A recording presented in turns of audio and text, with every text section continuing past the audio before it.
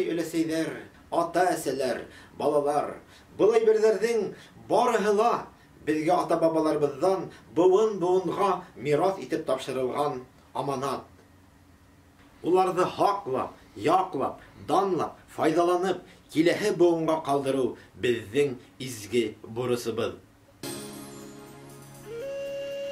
Әлеге вакытта матбугатка язылу бара.